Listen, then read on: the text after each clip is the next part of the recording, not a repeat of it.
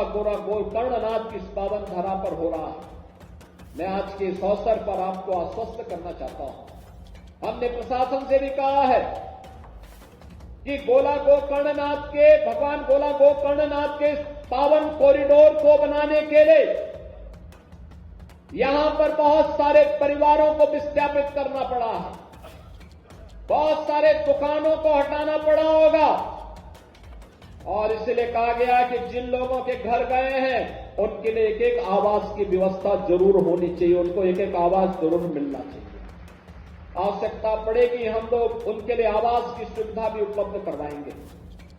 जिन लोगों की दुकान गई है, कॉरिडोर में व्यवस्थित तरीके से दुकानें बना करके उन्हें आवंटित भी हो जाए। किसी को उजाड़ना हमारा काम नहीं।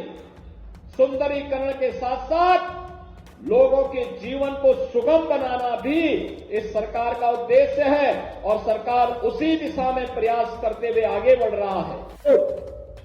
यानी 60 करोड़ श्रद्धालु 13 जनवरी से लेकर के आज 22 फरवरी है, 22 फरवरी के बीच 60 करोड़ श्रद्धालु महाकुंभ में आस्था की पवित्र डुबकी लगा चुका होगा। दुनिया के अंदर किसी आयोजन में इतनी बड़ी भागीदारी नहीं होती। अब उत्तर प्रदेश के अंदर कोई आयोजन होता है तो इतनी भव्यता के साथ होता है। यहां पर 2850 करोड़ रुपए की लागत से प्लांट लग रहा है, तो 2850 करोड़ रुपए की लागत का मतलब 7 से 8 चीनी मिल के बराबर निवेश एक ही प्लांट में लग रहा है। अगर हम लोग 5000 टीसीडी की कोई चीनी मिल लगाते हैं तो उसमें 400 करोड़ रुपए तक का लागत आती है, और यहां पर 2850 करोड़ रुपए केवल पीएलए प्लांट पर ही खर्च हो रहा है। नई तकनीक है, और यहां पे बायोप्लास्टिक के निर्माण के साथ साथ पर्यावरण प्रदूषण को कंट्रोल करने की दिशा में जो प्रयास प्रारंभ हुए हैं, ये सभी एक अच्छी दिशा में चलने वाले प्रयास हैं।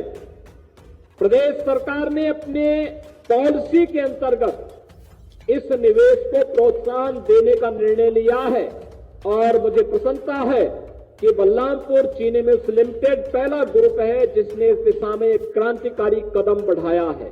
चुनौती होती है सिंगल यूज प्लास्टिक की,